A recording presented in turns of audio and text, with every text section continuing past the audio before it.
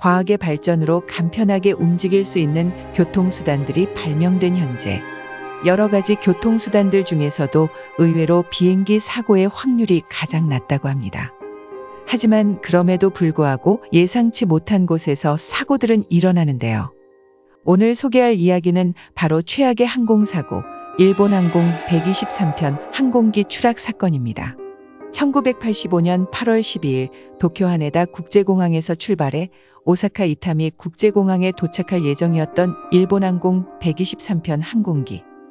하지만 그 항공기는 승객 509명과 승무원 15명을 태운 채 일본 오스타카산에 추락하게 됩니다. 이 끔찍한 사고는 비행기에 타고 있던 524명 중 단 4명만이 생존할 수 있었죠. 하지만 생존한 4명 역시 큰 부상을 입거나 온전한 상태가 아니었습니다. 일본항공 123편 항공기. 이 항공기는 1974년 1월 생산된 이후 1978년 항공기의 동체 후부가 지면에 충돌하는 테일 스트라이크 사고가 일어나 기체 꼬리 쪽이 파손되었는데요. 이후 자체 수리가 불가능하다고 판단된 일본항공은 보잉사에 정비를 맡기게 됩니다. 정비 이후 일본항공 123편 항공기는 1985년 8월 11일까지 큰 문제 없이 비행했는데요. 하지만 사실 보잉사에서의 수리는 제대로 이루어지지 않았습니다. 그렇게 항공기는 수리 문제로 인해 화장실 문이 잘 닫히지 않는다거나 바람이 새어나오는 등의 결함이 발견되기도 하였습니다. 하지만 작은 결함 정도로 생각한 항공사는 일본항공 123편 항공기를 정상 운행하게 되는데요.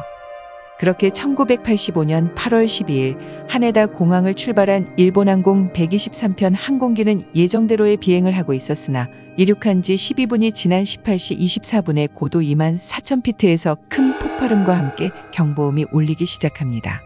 사태가 심각하다는 것을 깨달은 기장은 긴급사태를 발신하고 도쿄 하네다 국제공항으로 회항을 요청하는데요.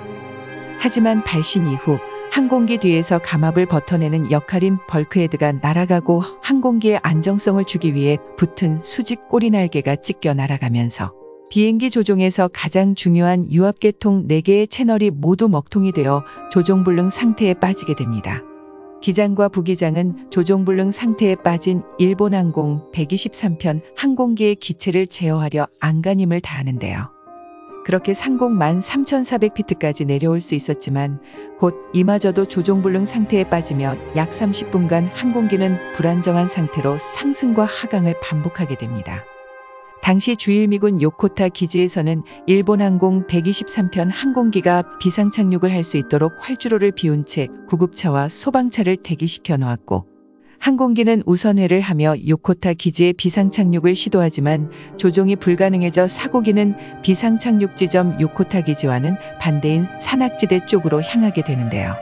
그렇게 불안정한 비행을 하던 일본항공 123편 항공기는 오른쪽으로 기우며 18시 56분 오른쪽 날개부터 지면에 충돌하고 맙니다.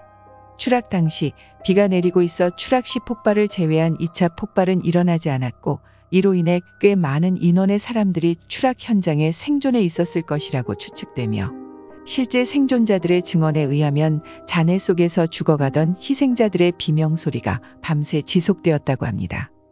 하지만 일본 정부는 많은 강수량, 산에 추락하여 구조하기 불리한 지형, 시야가 확보되지 않는다는 이유로 곧장 구조 활동을 진행하지 않았고, 14시간이 지난 다음날 오전 9시에서야 구조 활동을 시작하게 되는데요. 이 때문에 생존자들 상당수는 비가 내리는 산속의 추운 밤을 견디지 못하고 저체온증으로 숨지게 됩니다. 일본항공 123편 항공기는 조종불능 상태에 빠지고도 30분간 비행했기 때문에 항공기 구석구석에는 당시 불안정한 기체의 상태를 보여주듯 글씨가 삐뚤빼뚤하게 적힌 유서들이 발견되기도 하였습니다. 사고 이후 일본항공은 피해자와 유족들에게 한화로 약 70억 원을 지급했으며, 테일 스트라이크 당시 정비 담당자는 극단적인 선택을 하게 되었다고 합니다. 또 이 끔찍한 사고 이후 모든 유압과 꼬리날개의 세로 방향 안전 기능을 상실한 상태로 비행기를 착륙시키는 훈련을 진행했지만 단 한 명의 조종사도 성공하지 못했고, 심지어 사고 당시 항공기의 조종사들이 버텼던 약 32분이라는 시간을 버틴 조종사도 없었다고 하는데요. 사고 당시 좀 더 일찍 구조 작업에 나섰다면, 더 나아가 항공기의 정비를 더 자주 했다면 많은 생명들을 구할 수 있었던 기회들이 있었음에도 놓쳐버린 안타까운 사고인 것 같습니다. 이상 호러엠이었습니다. 감사합니다.